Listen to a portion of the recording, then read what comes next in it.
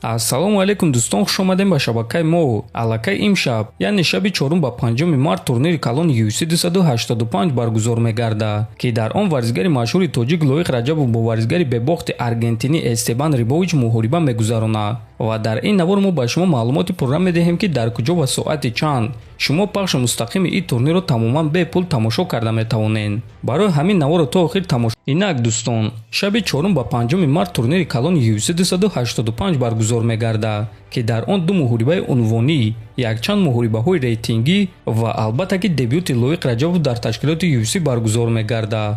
муҳорибаи асосии турнир муҳорибаи унвонӣ дар вазни вазнин байни чемпиони пешинаи UFC дар вазни ним вазнин Ҷон Ҷонс ва чемпиони муваққатии вазни вазнин Сирил Ган хоҳад шуд. дуюм муҳорибаи асосии турнир бошад муҳорибаи унвонӣ байни занҳо, чемпионка Валентина Шевченко ва довталаб Алекса Грассо. сеюм муҳорибаи асосии турнир муҳорибаи рейтингӣ дар вазни ним миёна байни ҷангори бебохти қазоқ Шавқат Раҳмонов ва ветерани UFC Ҷефф Нил хоҳад шуд. чорум муҳорибаи асосии турнир бошад муҳорибаи рейтингӣ дар вазни сабук байни Матеуш Гамрот ва Ҷайлин Тернер хоҳад шуд. ҳамчунин муҳориба дар вазни миёна байни ситораи нави UFC Бо Никал ва Ҷейми Пикет, муҳориба байни чемпиони пешинаи UFC Коди Гарбранд ва Тревин Ҷонс, Дерек Брансон зидди Дрикус Дюплеси ва боз якчанд муҳорибаҳои дигар. ана худи турнирро бошад муҳорибаи Лоиқ Раҷабов ва Эстебан Рибович мекушояд. шаби гузашта қариб ки ҳамаи ҷангоҳаро вазни даркориро карда тавонистанд, ба ғайр аз Ҷефф Нил ва Мана Мартинес. ҳар дуи ин ҷангоҳаро вазни даркориро карда натавонистанд ва онҳо 30% маблағи худро ба рақибонашон медиҳанд. боқимондаи ҷангоҳаро вазни даркориро карда тавонистанд, аз он ҷумла Лоиқ Раҷабов ва рақиби ӯ Эстебан Рибович.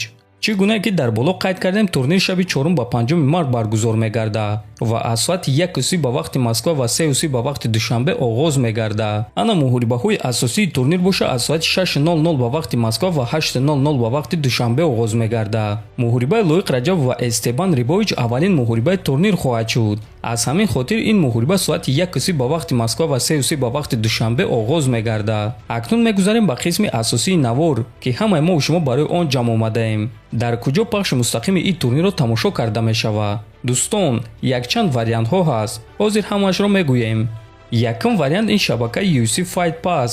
тамошо кардани турнирҳо онҷо пулакӣ аст, аммо айни замон барои тамошобинони SNG аксия рафта истодааст.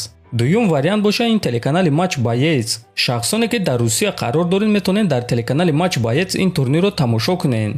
аз телефон тамошо кардани Матч Боец пулакӣ аст, танҳо телевизор. варианти сеюм телеканали Матч ТВ, аммо бояд қайд кард ки Матч ТВ танҳо муҳорибаҳои асосии турнирро нишон медиҳад ва онҳо пахши мустақими худро аз соати 6:00 ба вақти Москва ва 8:00 ба вақти душанбе сар медиҳанд.